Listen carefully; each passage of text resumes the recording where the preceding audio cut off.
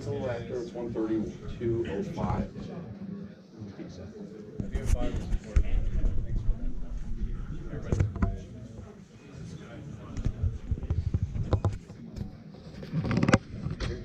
All right. Can you guys hear me okay in the back as well? Yes? No? It's on. Sir? It's on. Number two. Who does number two work for? Can you hear that? All right. Little Austin Powers, you know, for those of you. It's going to be a tough crowd if that wasn't a little laughter. After lunch. Yeah, exactly. Well, hey, so you know how there's, they talk about triggers or things like that you know, instantly are brought back, anchors. You ever hear that term? So this is like an anchor moment for me because some of you in the audience I've known for like 18 years. I was one of the first employees at ConnectWise way back. With Arnie, we sat in a room like this big, so it's really awesome to see a lot of you here. But here's the anchor moment. Any of you old enough to remember SMB Advisory out in Seattle when Microsoft used to hold SMB Advisory there with Harry Brettlesford? Well, there was a room this size. I was lavaliered up, and I did my presentation. Arnie was a little late to the event. I'm not going to say what happened the night before, but let's just say the night before became the morning. And I ended up doing his presentation too. And so there was 10, 15 minutes left. He walks through into a room maybe twice this size. He's like, all right, I got it from here.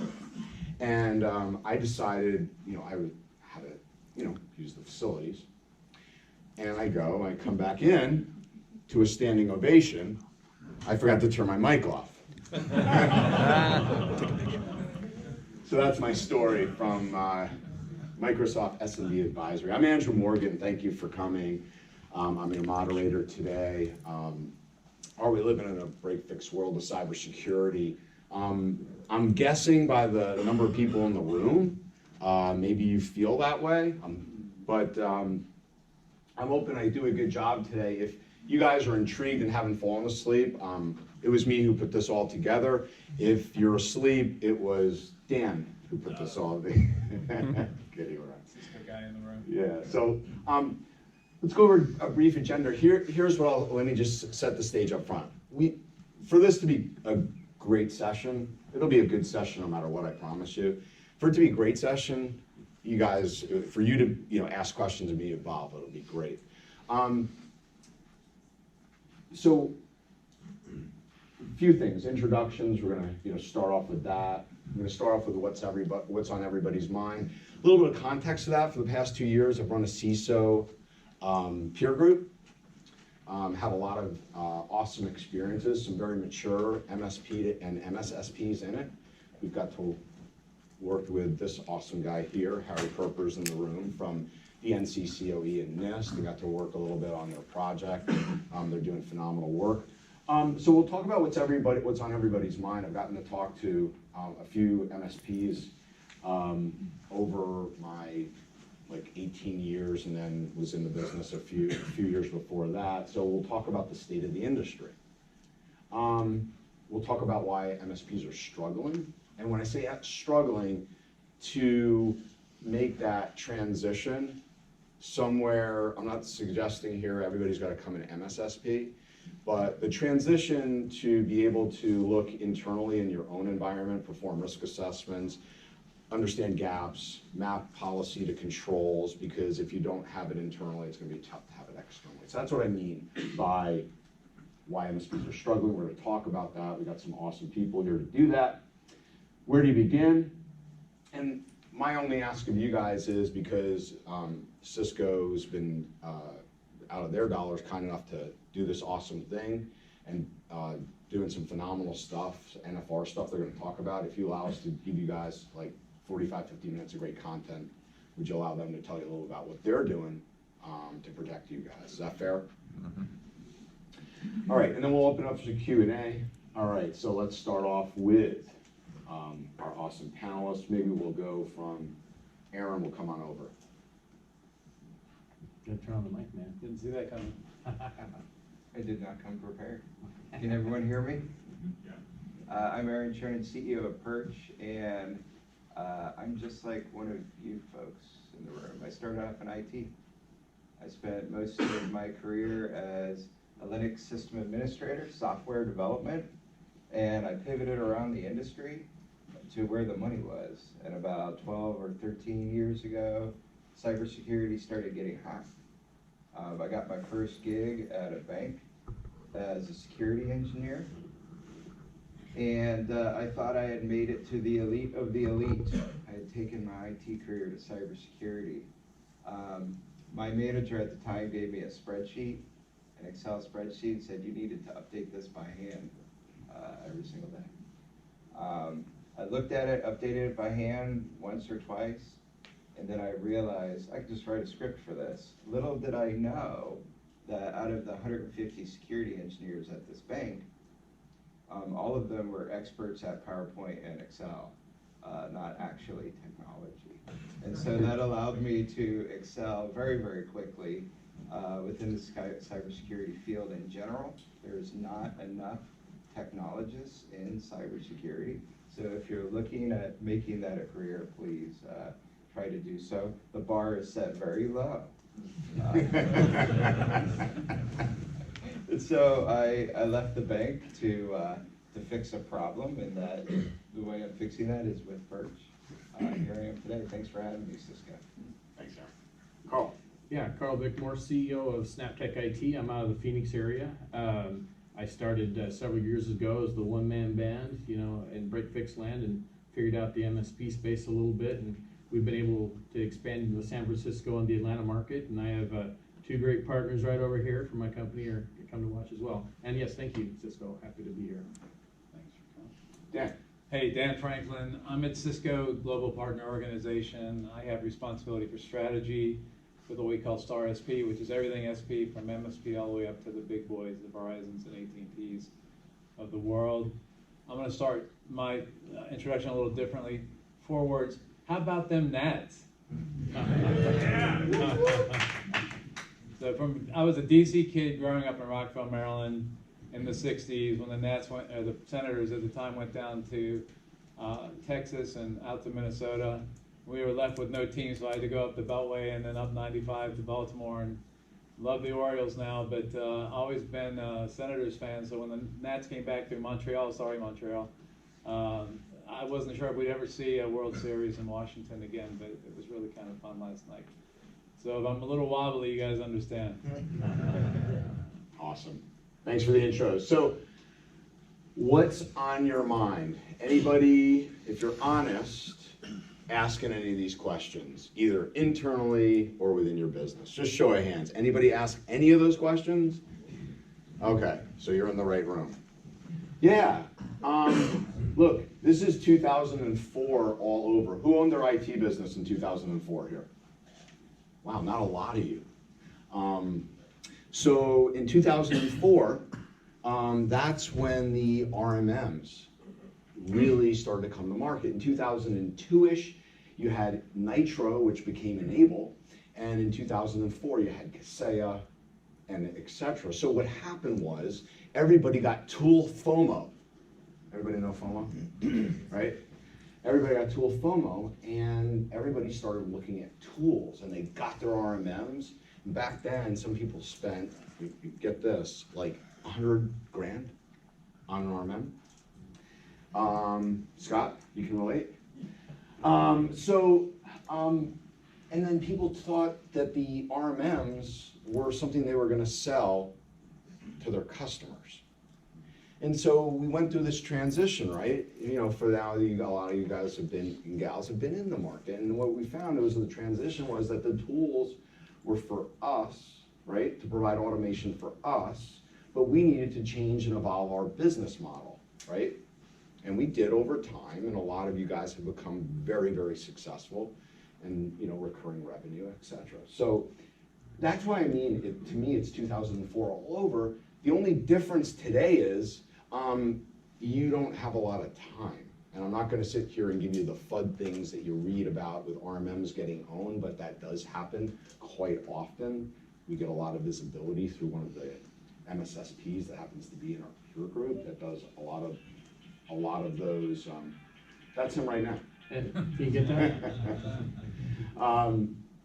So anyway, long story short, everybody is thinking about the end result, like how do I get tools and how do I get to market, yet again, they haven't looked internally, and we're gonna talk a lot about that today. Carl's got a lot of awesome experience on that.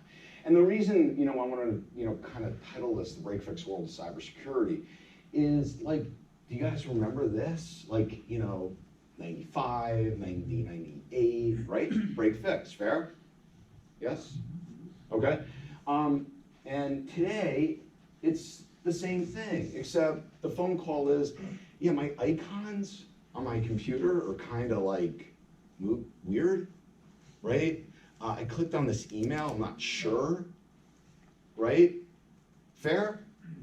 Everything's reactive in nature, right? Who would say, yeah, I got cybersecurity, my advanced security, my controls down, nailed it, everything's proactive, I really got an awesome handle on it, right? And I'm glad everybody's honest, because we don't. And that's why we're living in the break-fix world of cybersecurity. We don't need to.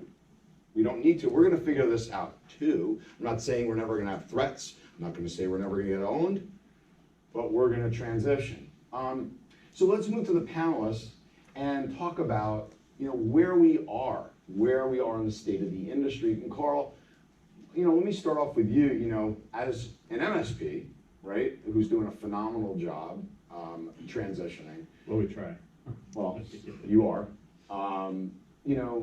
3,000 plus. I mean, we got, it's like Black Hat here, with all the vendors.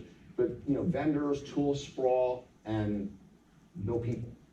So, give us your thoughts.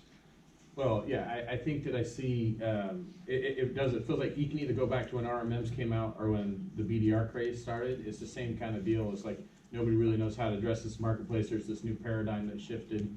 And from our perspective, we just saw that there's a lot of opportunity. And frankly, I'm kind of the opinion, I've been of this opinion for a while, that if I don't make this evolution, if I don't get ahead of this, then I'm not going to be relevant in a very short period of time. And I think we're already seeing that out there, because we're bringing to market, a full-fledged security offering. We're not trying to be an MSSP, just an MSP, which in my opinion now means you have advanced security tools and practices. And so, bringing that to the marketplace is a differentiator, mm-hmm. And it's also allowing us to protect our own house better. And so that's the thing. I think so many people get out there and just think my solution is to find this one vendor or this one thing, and then now I'm able to sell this and push it through. But so many pieces are being missed. So many people are trying to shortcut the solution. And you really just have to figure out how to take the right approach and be programmatic about it. Yeah, good, awesome. Aaron, your thoughts on all of this? And you mentioned a few buzzwords and you make me laugh, but maybe you can share that kind of stuff. I feel your pain. I did a talk at last IT Nation called Threatening Freddy Threats. Was anyone at Threatening Freddy Threats? I'm serious. Yep, there was one back there. And when I talked about the buzzwords used within the security industry, security is really, really easy. What's making it hard is products are being sold to us using marketing buzzword lingo. So when you're looking at products and you see words like advanced, you can immediately drop the word advanced and continue reading on. But it causes confusion to you. Next gen, what comes out 3 years from now? Next gen? Right? So we need to just take those two words, drop them, and continue reading on. And then also in our own heads. By the way, there goes half my pitch. And then what you need to do is create buckets in your head, and these buckets are cybersecurity controls. One of the best things that the CISP certification teaches you is security is all about controls and what type of controls are out there. When you're shopping for tools, simply keep those control buckets in your head. Things like prevention, things like detective controls. Also start to create buckets in your head about the problems that we can actually solve in security. And there's really only like 4 problems.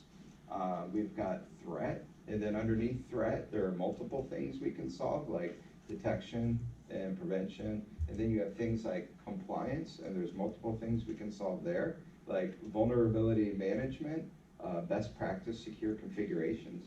We have things like policy, that's another big bucket. That's how we measure compliance. And then we have operations. Everything ends up in that bucket, no matter how long the name of the product is and how scary it sounds. And the really best one in this with you on this is Advanced Security Prediction Analytics. I saw a product that has that. How do you know you got that when you get home? Right? It's really, really difficult. How do you prove you didn't get Advanced Security Prediction Analytics? We don't know. We can't prove that we even bought what we purchased today. So I feel your pain. Yeah. Just one more thing, Aaron, you bring up a really relevant point, which I think everybody will get in here, is standards. They're protocols, standards. So, and the IT industry has done really, really well in standardization. The security industry goes at a problem and says, hey, I'm different, I'm not IT, I'm not gonna follow the same path that the IT industry follows. And so they diverge from the standards path by default almost every single time. There's been a number of work efforts that I've been involved in, things like STIX and TAXI, which are machine language ways for us to move threats between devices. Think of STIX as HTML and TAXI as HTTP. There's many things that resemble HTML and HTTP as standards and protocols. We have very, very few of that in the cybersecurity space. One of the only ways that we're going to get to do this is if there's demand from the consumer. It's more expensive for vendors to do the right thing. So we need to, as buyers, be the one that are pressing the vendors in the security space to do the right thing. Cool. Yeah. Any thoughts? Sure. A couple points, anecdotal, come to mind. One, our CTO, Brett Hartman, who's CTO of our security business, is fond of saying that, in the not too distant future, in the foreseeable future, there may be a handful of vendors left. 3,000 is ridiculous, right? What does it mean for you guys? It means tool sprawl. You have, in the enterprise, 75 tools on average per customer. It's craziness. The tools don't talk to each other. That means tickets, more tickets, and unresolved tickets, right, ultimately. And you can't do the integrations. Even at Cisco, we have our Cisco Security Technology Alliances organization that's done over 300 integrations with 300 different products, 150 different vendors, and we're still just touching the top, right, on the integration side. So you have all these disparate security tools, they don't talk to each other, and it creates a real catastrophe for you guys especially, I can imagine. And then the 0% unemployment is a huge problem as well. I talked to a lot of MSPs about, how are you going to manage this stuff? Do you have a SOC? Are you training people? Are you investing in OpEx and CapEx to build out a SOC organization? And most people are like, it's in our game plan, but candidly, we can't afford to do it right now, and we can't find good people. That's the biggest issue right now, is unemployment is 0%, 1.5 million person shortage. We have an answer for that. Come to Cisco's booth, and we can talk to you about it further, but we're promoting SOC as well as part of our solution set today, so. Is that a next-gen SOC? It's an advanced SOC, but thanks for asking. All right. Good. With machine learning and artificial intelligence. How did you know that? Any questions to the panel? And again, like I said, way better with your interaction, being two-way than one-way. Yes, sir. We find that we're able to either find or train up our people to do it. What we're more concerned about is convincing the client to want to pay for it. Yeah. That's our biggest obstacle is they're already coming to us with, they're already paying us for our MSP service, Yeah. but now we want to add the extra S and Yeah. a $sign Yeah. too, and that's a hard conversation to convince them. Yeah. We need to do this. So here's what this gentleman said. He said, hey, look, we're getting our people trained up. The hard part is going to your customers and getting them to open up their wallets for these additional services. And, you know, we did something last year. I'm gonna turn this to Carl, your point and your question to Carl, because he's become a master. No, I'm kidding. But he's gonna be excellent, actually, at doing what you're talking about. And, you know, because, you know, last year I moderated something. I said, hey, raise your hand if you're an MSP, right? Everybody's hand will go up in the room. Is that fair, basically? Yep. Or you're an MSP. You're told your clients over the years, we do it all, right? We're your IT department, rely on risk and technology, quarterly business reviews, trusted advisor, VCIO. Sound familiar? So their perception is you do it all, right?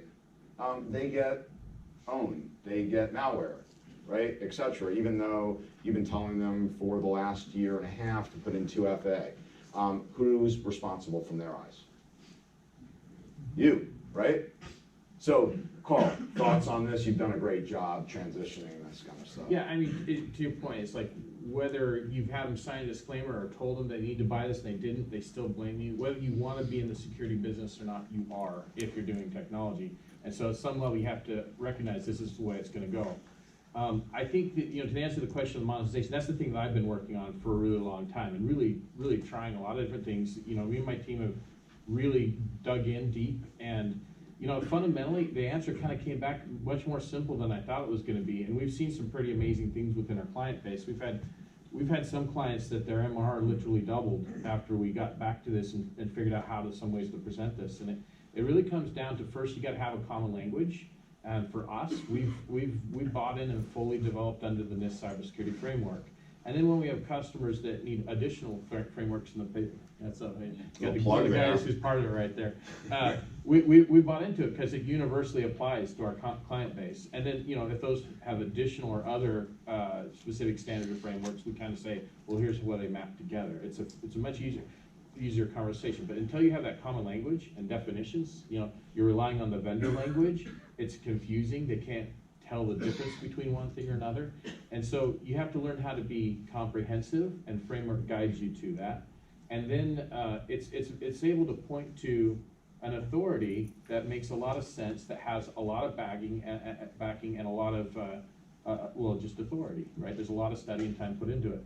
And then the other thing is, you know, it's a simple process. It's analysis or assessment, it's gap analysis, and it's action plan. I think the mistakes we were making in the beginning is it's like we would find a new tool and we'd present that tool like that was the solution. That's the wrong way to go about it. It's more about presenting a comprehensive plan. And I agree, you have to think of how to put your offering together, and you do need tools in that offering, but it's much more about how are you filling out the parts of the framework and how are you addressing the components, and the tool just becomes that thing that you use as part of your process. But you don't sell the tool, you sell the process or the plan. Yeah. I think for me, and I mean, I'm in sales, I've only been doing this 10 months, you guys are light years ahead of me. But in recognizing, I think I've reached out to about 2,700 people, got 68 appointments. And the thing I recognize, and you know, we want to protect our companies, we just want to bring on everybody as far as that goes. But what I'm noticing is the transition's a lot easier with the scope of work, or something that builds tremendous value and sets the expectations, especially if there's going to be competition on the back end. When I first got to this company I'm working for, I recognized that their value is their intelligence is up there, but their value was really struggling. So when they were 20% higher, they had to drop their pants. They didn't have a choice because they weren't building that. And the one thing I'm finding right now, I can get you 100 break fix clients, but it's transitioning into that, especially in the Panhandle where we live. We're light years behind Atlanta, Phoenix. Light years ahead. Behind, excuse me. And so that's one of the things that I'm really having, that's why I came to this, I was having trouble with, is transition and having that conversation with them so that they can see, and there's maybe no silver bullet, because there's different a prospect and a suspect. So, but realistically, that's one of the things. The answer is to get good at assessments first, right? When you say assessment, can you be more specific? Like evaluations? Yeah, but it's a paid thing. Yeah, no, well, it's gonna come up. We're gonna. Oh, okay, I'm ahead of you. I'm sorry. No. It's good. It's an excellent question. You just 2 slides ahead. That's all. So you're behind in, some areas and ahead in others. If we were golfing, you'd be like, "What's this jerk doing?" I got you. Wow, no, we go that far, but Andrew's known as a spin doctor. Hey, one more point I want to make really quickly on, it was a really good valid point. I think it's consistent with what I've heard from MSPs as well, is when you add in back-end kind of SOC services, you're adding a big dollar increase to your overall MRR, and how do you absorb that? Do you pay for that on your own? Do you charge it to your client? How do you assess the value of that, and how do you communicate that with your clients as well? So once again, come to Cisco's booth, because I know we're not going to spend a lot of time on this, but we built an economical model now with a third-party SOC that we can do this very inexpensively for you. I know economics is a big part of this equation, so I'd love to have that conversation with you further. cool. So Carl, why, because you were talking about your struggles early on, why do you feel MSPs are struggling? And again, you kind of touched on a little bit, tools, right? Selling my RMM, same thing. Why are we struggling? I think fundamentally, we don't know, like, the difference between threat detection and protection. We just fundamentally don't know. We are not educating ourselves, we're not paying attention to what's going out there, and we're not doing it to ourselves. And I think that's where it all begins, Aaron's exactly right. It starts with a policy that you build out your controls, you get your idea of the policies you need and the controls you want from a framework, right? And it's this comprehensive planned approach. And so do it to yourself first. So few of us are really good about that, and at least in my experience.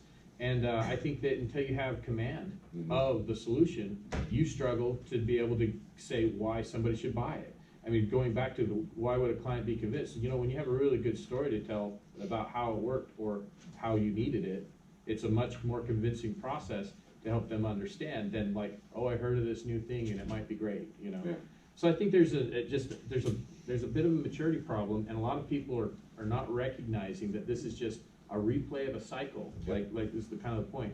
This is just another break fix thing happening that now needs to be taken in and programmatically addressed. Yeah, and Aaron, before I go to you, I just, to dovetail what you just said, Carl, this one's hard. Like RMM and moving your model from break fix and block time to managed services, it was operational. Well, I mean, so look, I started, there wasn't tools to address our space, right? Which is why this is really great, because we're a big fan of Perch Security. They're addressing our space with something that's previously not really available.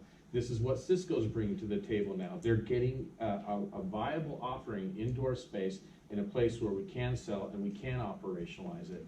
That was not practical. 2-3 years ago, when I was looking for a SIM tool for logging and I was trying to find things I could do to help protect my customer, everybody was, let's just say, very proud of their offering, and it was just out of our reach, right? And so, yeah, their next gen stuff was too much. So, there wasn't any, the whole space didn't understand the MSP world or the client base that we're chasing after. Sure. And so it became very difficult to bring it down into our market. But I feel like now the opportunity's here better than ever. Yes. And I'm excited about that. Yeah, So. it's a great opportunity. Aaron, your thoughts on Carl? The tools that we use in cybersecurity is much easier to understand than some of the complex IT issues you guys deal with today. Keeping a database cluster running that's receiving hundreds of thousands of events per second, keeping that cluster running is way more difficult than security. What I'm finding is folks can understand security, but they have difficulty understanding how crazy the risk is to them, right? So they may understand that RDP on this device is open to the internet, but they may not understand that the device will get popped. They may understand that this antivirus that's loaded on this device, no matter who the vendor is and what the product is going to get bypassed. What control do I have there to detect that, right? So it's getting folks to understand the risk they have after understanding the tools that we use. And then as far as the crawl, walk, run approach, Think of it as for crawling for threats, right? So for crawling, you have prevention. For walking, you have detection. And for running, you have response. And one of the reasons why you want to think that way is I have people that come talk to me all the time about their big security investments and how they aren't seeing any value in their large security investments. It's because they bought at the run stage, all the run stage stuff, but none of the walk stage stuff. So they bought a bunch of responding tools, but they're not detecting any threats. And it's okay to take your time to get to run. You don't have to run, right? Just make sure you walk your way there and understand the controls that you're using on the way there. Good deal. Like that. Yeah, thoughts? No. No? Vendor stays quiet. All right. Fair enough. So let's move into, and by the way, any thoughts or questions on that? Let me just go back for just a second. Any thoughts? Anybody feel like they're crawling? On the compliance part. So you guys are talking about going through compliance and getting. Not necessarily compliance.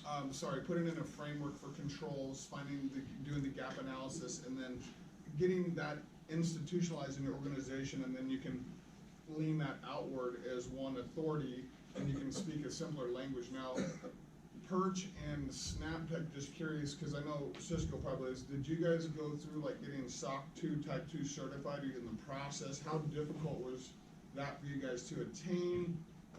For most of us MSPs in the room here, is it realistic? What is the maturity timeline before an MSP should look at doing that? Yeah. So basically, real quick, the question, I'll go to you, Carl. The question, it was Jeremy. Jeremy brought up is, like, give us a sense on, this maturity. How long is it taking? Is that what you got to do internally first, right? Internally implement that framework, have command of that framework before you're going to go out, and should we be doing SOC 2, etc. So Carl. I mean, when we got started, the notion that we should get into this, the CFS didn't exist yet, or CSF didn't exist yet. So we've been SOC 2 Type 2 certified, I think we're coming up on our 4th year. And so that was kind of our place where we started. What's that? 6th year, sorry. What do I know? It's been a while. So the point, that's why I got him here. No, our whole concept is that we recognized that we wanted to get involved, and we found that was a great way for us to internalize a process and get our controls together. And that's been very effective for us. And the stage that we did it at, we weren't just beginning, but we were not very big at the time when we did it. The auditor that we use and like is actually a vendor here, Kirkpatrick Price. They're phenomenal. You should talk with them and see what it's like. But I highly recommend it. It's a great way to get involved in protecting your house, is building your policy, your controls, and getting yourself third-party audited. It's also a great differentiator in the marketplace when you're selling, because it's SOC 2 Type 2 is an understood standard universally. Other standards, if you use that aren't understood universally, you have to sit there and explain them and explain why they're better. So I like that as a third-party audited standard. You can do other things. The biggest thing is taking care of your security and learning how to send it out. But if you want differentiation in the marketplace, I like being SOC 2 Type 2 audited as well. So that was our process, and we did it. You're going to spend a lot of time on it, especially at first. That's the biggest expense, is your own time. Yeah, and I can tell you this from like I said, a moderator group, and again speak to a few MSPs, and again, if money were an object, if time were an object, just putting a microscope on that group, they're the most mature. They're the ones that are increasing their MRR consistently, because again, it's having command internally. Does it make sense? I know everybody wants the easy button. I don't think we're gonna get it in this one. I don't think we're gonna get it. And I think the separation is gonna get faster and faster and faster. Well, that's the other thing I gotta say. The other thing that makes it a struggle is we all have this chocolate cake method, to borrow a term from Gary Pika, as how we approach our MSPs, and too many of us are trying to fit security into that exact same approach and model. Yeah, and security does not apply universally in the same way. And so we find that there's our chocolate cake, but then we have to add things to it separately, and we don't vary our vendors too much, but we do vary which client gets what piece, depending on what their needs are and what their assessment tells them. And so I think trying to package it up the same exact way you do standard MSP IT services is a mistake. And I think it leads you to bad financial decisions or losing clients. Well, and it makes, I hope there's another question, but you know what, it makes a lot of sense. I mean, think about it, it makes a lot of sense that you would approach it that way. I don't think anyone's gonna say, hey, you're wrong. Like, again, for years, right, but let's just say there's a timeline here, pre-cyber. I know it's not real, but let's just say that, right, we'd always look at new tools, right? In our head, we would look at our hard cogs, we would look at our customer, our endpoints, right? Wasn't it a math equation always? Is it operationally impacting us positively? Can I add X amount to my MRR per endpoint, right? So we were trying to, your point being is I think we were trying to apply that same philosophy now, and that's where the model starts to break down, so. Yeah, it becomes impractical. Yeah. Not saying you don't have to know your metrics and hard cost to get sold, right? So I don't get thrown eggs or something at me. All right, so we did this one, right? Yep. I went back too far. Okay. And so let's talk about. Andrew, I've got a comment. Yeah, sure. On just this. Yeah, function Jen, for area. sure. And so, I mean, we're decently proud of our compliance and service program, and we do risk assessments, pen testing, have Awesome. a decent sized managed service business, but, You're the first. Oh, okay. So I definitely am here to learn, but I don't know that I agree. I think a lot of us within our managed service businesses have gotten pretty good at figuring out, okay, this is all the special stuff, special snowflake stuff I need to add into this, and then I'm gonna take that calculator, break it back out into a per user scenario. I don't see why that model doesn't fit. I don't see why I can't go through and have this, a different calculator for my compliance as a service offerings. Take those, figure out, no, they don't want this, they don't want this, they do want this, they do want this, and then at the end up having that as a per user number that I give them for a bolt-on managed security service program. Yeah, it's a great point. Let me make a comment and then bring it to you, Carl. Sure. So Jennifer, a lot of people do take that stance that are Okay. down the road.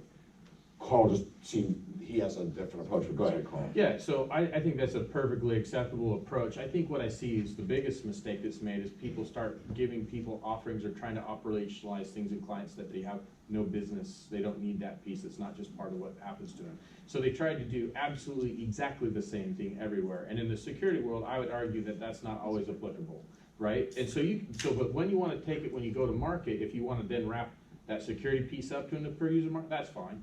I mean, I find it much simpler and easier to take my costs and add to them and then put a labor wrapping around it.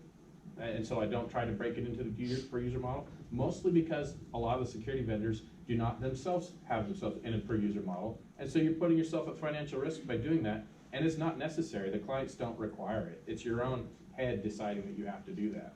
Yeah, I think the other thing that I picked up on in your example is that the client's picking what they want, and in this market, I'm a little concerned that they might not know what they need. Well, I didn't mean to, I'm sorry, I didn't mean to say the client's picking. You're from the assessment, from the remediation I report, got you. you're figuring out what does and doesn't apply, and then you're bolting that. Which is exactly right. The assessment should lead you to the solution because you've applied it to their needs. Yeah, Jennifer, to definitely, I mean, I'm seeing both sides. Successful, no, there's no right or wrong in that, so, yeah.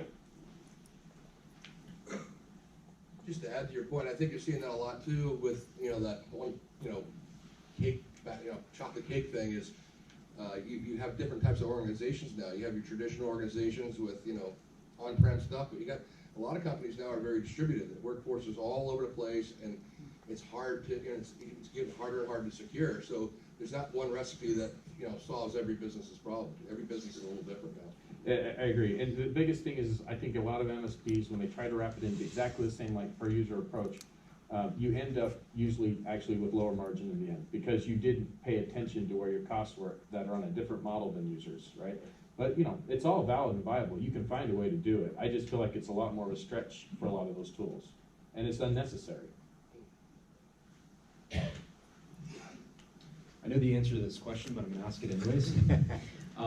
Have you found any clients that are not the right fit for any of this, whether it be size or industry?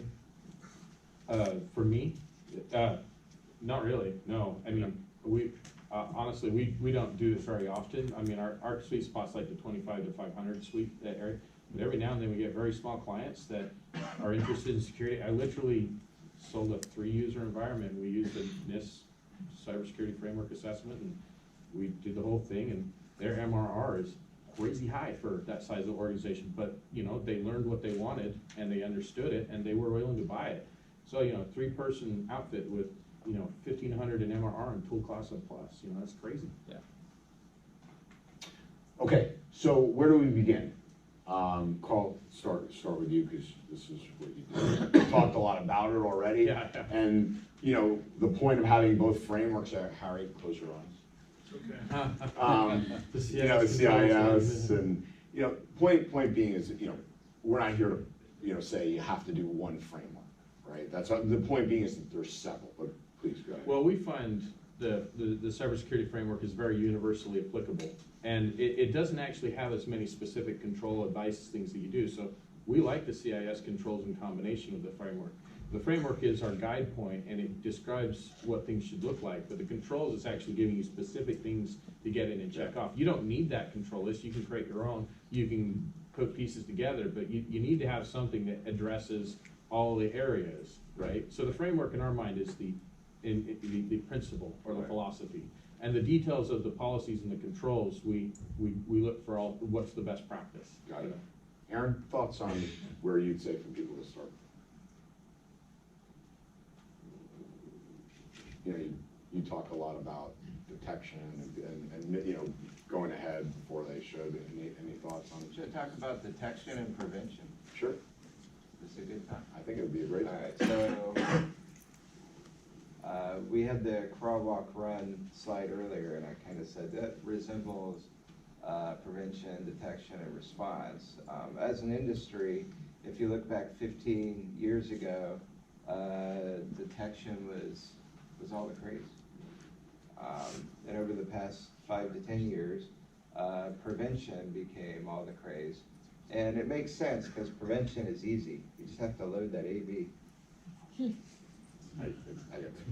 We'll get to it. Subscribe on that firewall. You just, you put the credit card in the firewall. Prevention is easy, but banks have infinite budgets for security. Large banks, like the top 10, right? They still have incidents. You cannot buy your way out of incidents by buying all the preventative controls.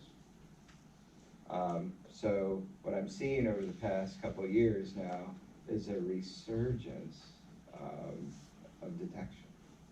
And if the story that I like to use with your clients, a lot of MSPs bring us in to talk security with their clients, is one of the ways we fix this is we got to make detection as ubiquitous as prevention, right? So if you have a client that doesn't have AV, and a new client, you walk in the door and they say you say, hey, you don't have AV. The client's going to go, crap, I forgot my AV. Will you quote me out some?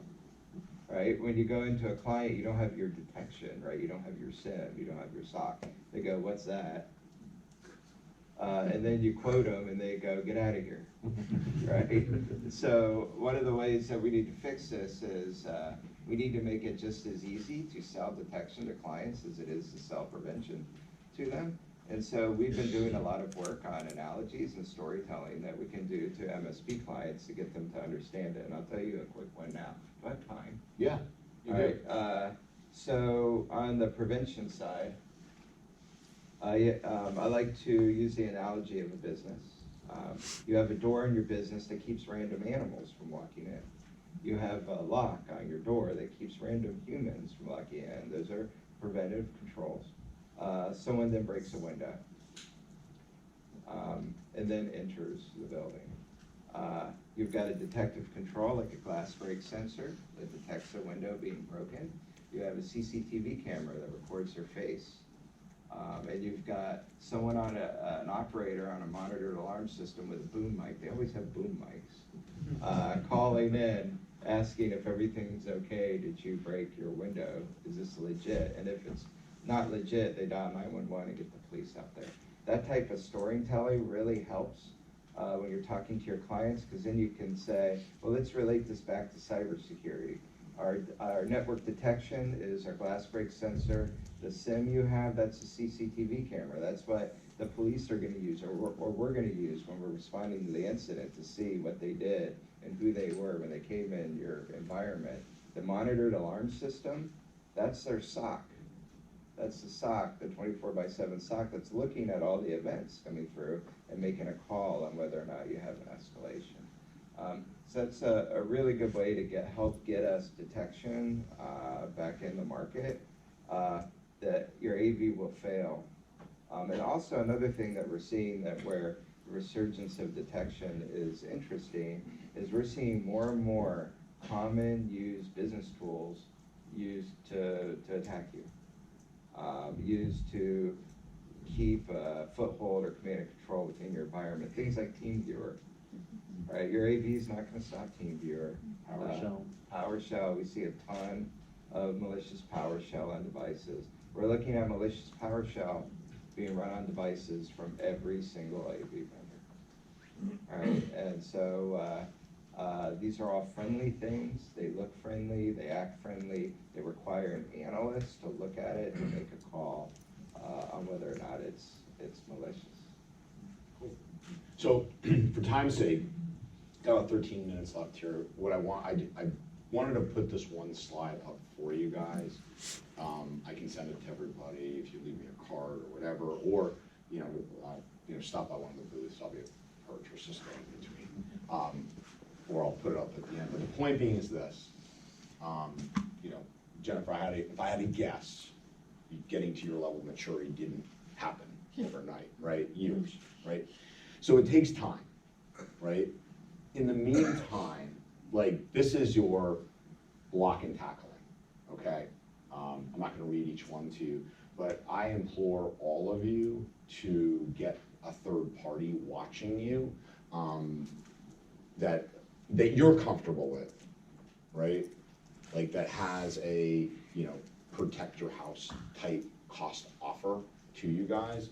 And I say this with all respect and all humility, that we're not good enough running our businesses and doing threat detection unless you have a fairly significant budget that can have your own SOC, trained analysts, et cetera, et cetera. So there's some while you're getting your process together, building your policies around your frameworks, et cetera. So those are my top advice to you. The one down here is, I don't know if any of you were in the tabletop exercise earlier, but I implore you guys to run your worst case scenario. Think of a simulation, right?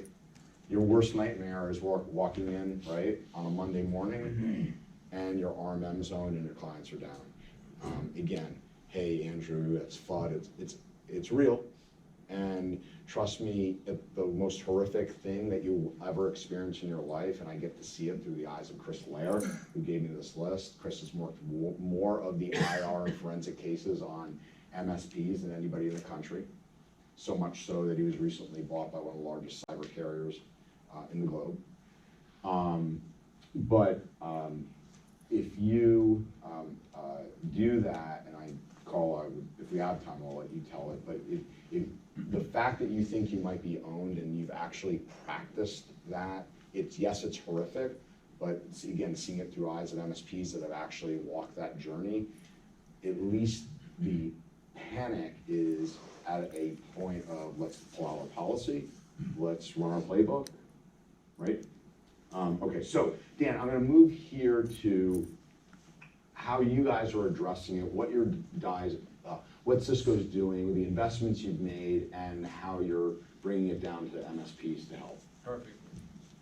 Let's do this first. This is the infomercial that you paid for by showing up today. Thank you. So we're doing a lot. I mean, one of the things that I was talking to Mark about before the event is the fact that I think this is our third IT nation, and we're here to stay.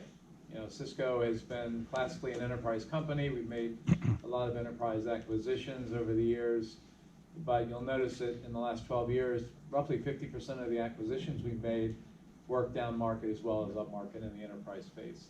And these products are being used today by you. I think a lot of you are using Duo, a lot of you are using Meraki, a lot of you are using Umbrella. We have StealthWatch Cloud now, which is a recent acquisition of Observable Networks that provides some really interesting functionality. We have AMP for Endpoint now, which is our next generation. Oh, damn, I said it. Okay, I gotta go. The problem is, All that's right. what Gartner likes you to say, Yeah, I think right? Gartner does like us to say it. So it's the capability of adding the protection capability and detection into a single solution with a back-end SOC connected to it at a price point that's in line with your expectations. So we've got a lot of acquisitions. We continue to invest in companies. As I said, Brett's saying this is going to be a few vendors at the end of the day. We expect to be one of those vendors, and we're in it to win it. That's how Cisco plays. We play to win. And then the other thing I want to bring up is the fact that most people look at us as an enterprise networking company, but they don't realize we're actually #1 now in the industry in cybersecurity. That's a big deal, right? Nearly 10% of market share, growing at a 22% clip per annum. That's really, really impressive. And as we continue to make these investments in these really first-class, best-of-class businesses that we're acquiring now, you'll see that market share continue to creep up in the right direction. So I just wanted to tell you a little bit about Cisco and our investment in this space, and more importantly, our investment in you as a route to market and your customers, the SMB customer base.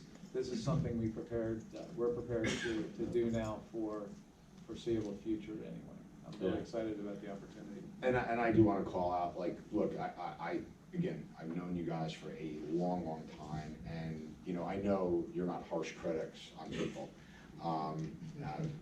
But a lot of criticism when Cisco came back about 3 years ago. Mark, you've done a phenomenal job. Mark Inderhees from the Global Partner Organization, and it was, you guys aren't going to stay, et cetera, et cetera. And millions of dollars in investment into SMB, into MSP. Thank you, Mark, and thank you, Cisco. I've seen they're here to stay, and the investments you're making, so much so that the MSP 501 now at a 61% market share of Cisco products. So, Gartner, we talked a little about this. Aaron, I'm going to cue you to here. We talked about over-rotation. With this, basically, talking about this and leading into why, you can talk about the most recent things you've done with Cisco, why integrations, why taking prevention and detection and response together. So, Cisco is in a large amount of our customers at Perch. And when you're doing the detection thing, we need as much data as possible to find threats. What the whole act of doing the SIM thing, collecting logs, was a lot easier 5 to 10 years ago. Everything was on-prem. If you needed the logs from your email server, your Exchange server, you just pointed your Exchange server, your on-prem Exchange, to your on-prem SIM, you started pulling in the logs. Same with your firewalls, same with all the other tools in your environment. However, it's almost like we've taken a step back in the industry where when we used to require logs for everything we bought, it's, oh, that's software as a service, we don't need logs. And so with that, what we find ourselves doing a heck of a lot of time is integrating with both the logs that are on-prem and the software as a service logs for the products that we use, like Office 365, like Cisco products. And it's one of the reasons why we target them so heavily for integration. So what we do is we're collecting logs now from Umbrella, Duo, and AMP. And AMP has some really good APIs, some of the best APIs that we've seen from endpoints. To give you an example, we see vulnerability data when you launch an executable in AMP that shows up in the logs. And what's really neat about that is if you use a system that can consume that log data, you could raise an alert when a vulnerable app is launched. You could create a managed ticket when a vulnerable app is launched, and that's just one of many use cases on the AMP side for Duo. That's really neat. What if you had a compromised workstation that was also compromising email accounts. You could have, in the same SIM, you could have logs from that Windows device. You could have the Office 365 Exchange logs seeing the authentication of what you did. And then you could also have the Duo logs showing the SMS MFA requests coming from China, right? So having this full picture of visibility is what detection allows us to do, so that we can then do the next step, which is properly respond.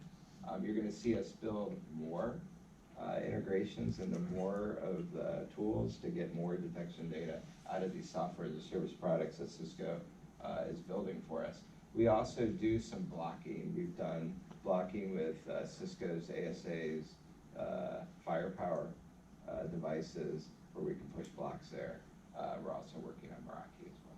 Yeah, and let me ask Karl from an MSP's perspective. Karl, talk about tool sprawl, alerts make more tickets, fair, and then so operational costs, the more tools we have, and then being able to put it in one system, being able to put it all together, and then flip it around if you could, and talk about being in front of a client to then be able to say, hey, by the way, these investments you made, let me show you how we're actually using them together to stop threats.